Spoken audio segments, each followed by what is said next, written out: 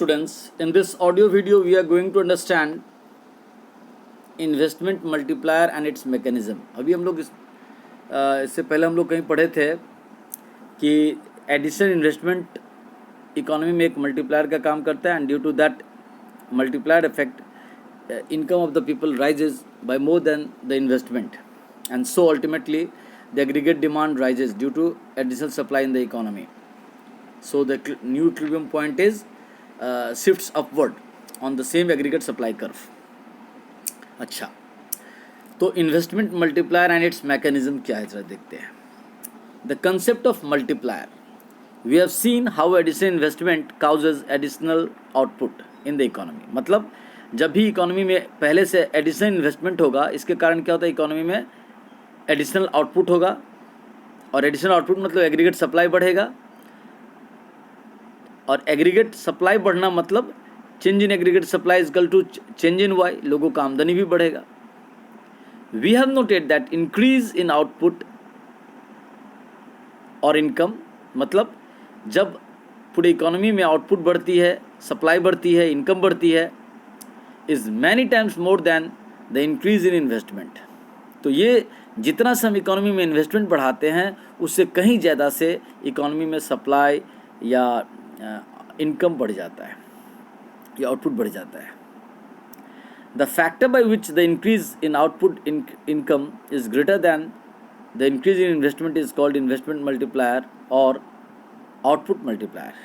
अब बोल रहे हैं कि द फैक्टर यानी कारक, घटक, बाय विच जिसके कारण या जिसके द्वारा the increase in output income, आमदनी या उत्पादन बढ़ी, इज़ ग्रेटर दैन वह ज़्यादा है द इंक्रीज इन इन्वेस्टमेंट, बढ़े हुए इन्वेस्टमेंट की तुलना में, और इसलिए इसे इज़ कॉल्ड इन्वेस्टमेंट मल्टीप्लायर और आउटपुट मल्टीप्लायर। इसलिए इसे इन्वेस्टमेंट मल्टीप्लायर या आउटपुट मल्टीप्लायर कहते हैं। It is measured as the ratio between increase in output और income and increase in investment, और यह मेज़र किया जाता, मापा जाता है इंक्रीज इन आउटपुट और इनकम एंड इंक्रीज इन्वेस्टमेंट, ये दोनों के बीच में रेशियो देखा जाता है कि आउटपुट क्या है, कितना आउटपुट बढ़ा है और कितना इन्वेस्टमेंट बढ़ा है, उन दोनों के बीच के रेशियो को चेक करके तब पता किया जाता है। जैसे यहाँ देखिए लिखा है इन्वेस्टमेंट मल्टीप्लायर और output multiplier refers to the number of times by which the increase in output और income exceeds the increase in investment. मतलब क्या, इस यहाँ रेशियो से देखिए, जैसे के इजकल के मतलब हो गया multiplier is equal to delta Y upon delta I. Delta Y मतलब चेंज इन इनकम और डेल्टा आई का मतलब हो गया चेंज इन इन्वेस्टमेंट। तो के का जो वैल्यू है वो पता चलेगा कितना हो रहा है। जैसे यहाँ देखिए नीचे एग्जाम्पल में दिया गया है, क्या लिख रहा है इसमें, investment increases by ₹15 crore and as a consequence income increases by ₹60 crore.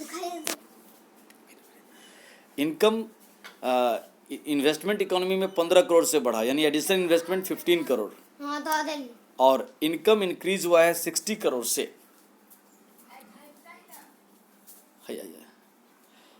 It implies that increase in income is 4 times. कैसे? क्योंकि K is equal to delta Y by delta Y होता है।